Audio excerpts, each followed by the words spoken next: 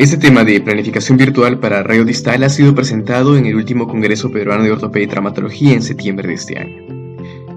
Este es el Hospital Rebagliati, donde me formé como especialista y con la ayuda de algunos colegas y maestros pudimos desarrollar estos métodos. En los objetivos de esta charla vamos a hablar de la utilidad en planificación preoperatoria, considerando los parámetros anatómicos y radiológicos, es decir, el material que tenemos disponible antes de la cirugía. Es importante determinar la personalidad de la fractura, para eso vamos a revisar algunos parámetros y detallar algunos casos clínicos desarrollados en el hospital. La planificación preoperatoria incluye múltiples aspectos, desde la identificación de lesiones asociadas, por ejemplo, partes blandas, fibrocartílago triangular, fracturas en el carpo, entre otras, objetivos de tratamiento tanto evaluando el basal del paciente como su expectativa, comparar esto con el parámetro anatómico radiológico, los abordajes de acuerdo a la personalidad de la fractura, ya sea un abordaje volar o dorsal, los riesgos de cada uno de estos abordajes, las medidas de reducción directa, indirecta, por ejemplo, elección del material, no solo el material idóneo, sino también el material disponible en nuestras salas de operaciones y por dónde empezar una vez identificada la fractura. Algunos pueden referir que se empiece de la columna intermedia, que es la más importante, otros desde el lado más fácil. Vamos a hablar de esto a continuación. Esta imagen es obtenida de la guía AO, tercera edición, donde podemos identificar los parámetros normales radiológicos a donde queremos llegar, es decir, una inclinación radial de 23 grados, altura radial de 12 milímetros, varianza cubital cercana a 0 y la inclinación volar entre 11 a 12 grados. Si esto trasladamos a una imagen radiográfica normal, podemos representar los ángulos a donde queríamos llegar con una reducción en casos de fractura. Es importante identificar las columnas. En cuanto a la columna radial, esta es importante ya que nos da un fragmento grande en la estiloides radial. Esta presenta una carilla articular que es la fosa escafoidea y la inserción de ligamentos radiolunato largo, radioescafoideo capitato y la inserción del tendón brachioradialis. Este es el que nos da el soporte radial del carpo y la longitud del carpo. La columna intermedia es la que nos permite la transmisión de carga entre el carpo al antebrazo y tiene dos superficies articulares importantes, la faceta lunar y la escotadura sigmoidea, y además de la inserción de ligamentos radiolunato corto, radiocubital, volar y dorsal distal. En cuanto a la fractura puede dar una en el borde volar, en la esquina ulnar dorsal, la pared dorsal o un fragmento intraarticular, es decir, que presenta la mayor cantidad de conminución al momento de fracturarse, y esto determina mucho en cuanto al abordaje. La columna cubital es la que nos va a dar estabilidad radiocubital distal y tiene importante relación con el fibrocartílago triangular. El pedestal es donde soporta las columnas radial e intermedia, es la metáfisis hasta la extensión diaficiaria y en cuanto a la planificación con placas nos indica la longitud de la placa a ser utilizada. Esos fragmentos se pueden identificar mediante la radiografía o con el apoyo de tomografía, sobre todo identificando en este caso la línea blanca nos muestra la articulación radiocubital distal con la escotadura sigmoidea y la línea roja la intersección entre la faceta escafoidea y la faceta lunar. En cuanto a los objetivos del manejo quirúrgico, nos va a dar ciertos parámetros aceptables que se van a acercar hacia lo normal explicado ya anteriormente en cuanto a las angulaciones o alturas evaluadas. En cuanto a la planificación digital, tenemos múltiples publicaciones que han demostrado su utilidad, reproductibilidad y la comparación de métodos tradicionales con métodos 2D y 3D. En cuanto a esto, existen softwares que son fáciles de utilizar, amigables con el usuario, pero tienen un problema que es el costo, particularmente en nuestros medios donde la capacidad adquisitiva individual o institucional puede ser una limitante. Tradicionalmente lo que hacíamos era calcar nuestra fractura con una radiografía y transparencias con el material a ser utilizado, hacer la reconstrucción manual y representar en un esquema como se muestra aquí. En el Hospital Rebagliati teníamos esto para cada caso en particular, pero hemos llevado esto un poco al pasado utilizando plantillas virtuales creadas por nosotros en radiografías reales de los pacientes. Para esto, en Radiodistal hemos desarrollado implantes disponibles, un arsenal de placas volares, de placas dorsales.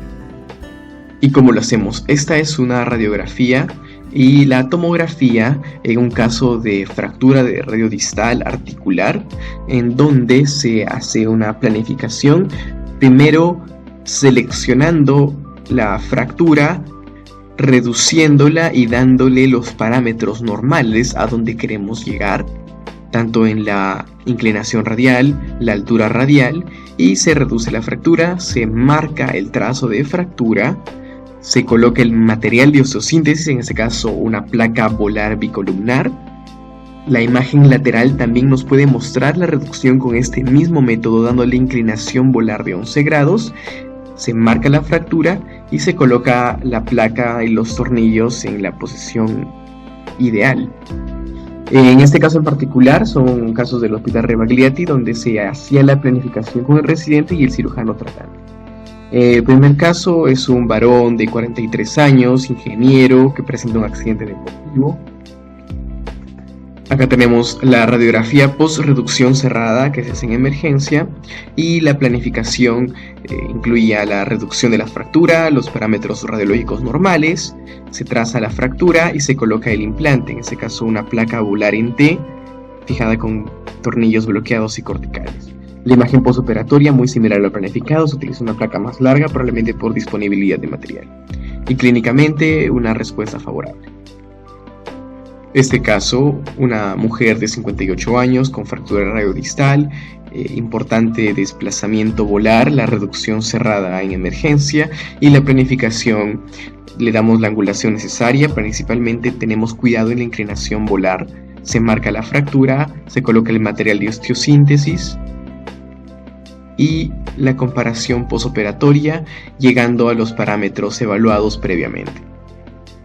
Este tercer caso es un paciente masculino, es médico cirujano con una fractura dorsal. En este caso no hay mayor inclinación radial perdida, pero sí la altura en la inclinación volar.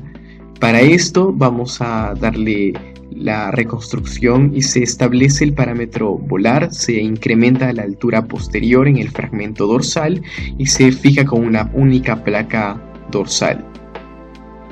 Acá tenemos la magnificación y el control postoperatorio, reduciendo la columna comprometida con el abordaje planificado. Este cuarto caso, un caso más complejo, tenemos una paciente femenina, 53 años, con fractura compleja de radiodistal. Vemos que hay una importante conminución, particularmente de la columna intermedia y con fragmentos dorsales importantes, incluso algunos fragmentos intraarticulares, como se muestra en esta tomografía. La reconstrucción 3D demostrando la complejidad de la fractura, y la planificación incluía la reconstrucción de los parámetros normales radiológicos y fijación con doble placa dorsal. Esto se puede empezar mediante la columna intermedia o la columna radial, según lo que se encuentre, pasar de una fractura tipo C a una tipo B, y este es el control postoperatorio alcanzando los parámetros evaluados previamente. Y finalmente, ¿qué podemos decir respecto a planificación utilizando modelos 3D y técnicas futuras? Esto no lo tenemos disponible todavía, a menos que encontremos una forma de improvisar y que sea efectiva. En ese estudio se hizo la comparación de modelos 2D y 3D para evaluar la longitud de los tornillos, particularmente el del estilo desradial. Se hacía reconstrucción 3D de la fractura, se colocaba el material a determinar y se hacía la medición y la comparación intraoperatoria. Demostraba que había una mejor predicción en el tamaño de los implantes, pero los costos eran significativamente mayores, pero funcionalmente no había una diferencia importante. Este otro estudio demostraba, además de la planificación, una reconstrucción 3D de la fractura. Se trasladaba mediante cortes tomográficos a una impresión 3D en plástico, se colocaba el material y se hacía una comparación en cuanto a los tiempos operatorios, el sangrado y la valoración clínica, no demostrando diferencias, pero sí habiendo una mejor comunicación entre el cirujano y el paciente. En ese otro estudio, además, se implementa la asistencia guiada por computadora.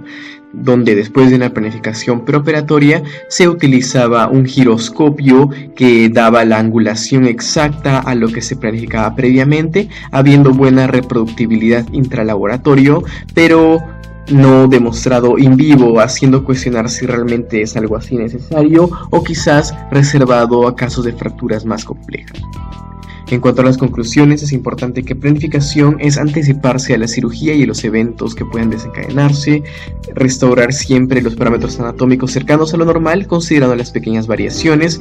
La personalidad de la fractura es importante, sobre todo para la elección del material y el tipo de abordaje. Establecer el objetivo de tratamiento, individualizando a cada caso, y utilizar métodos que nos permitan comparar resultados, particularmente cuando estamos en formación desde la residencia hasta la parte asistencial.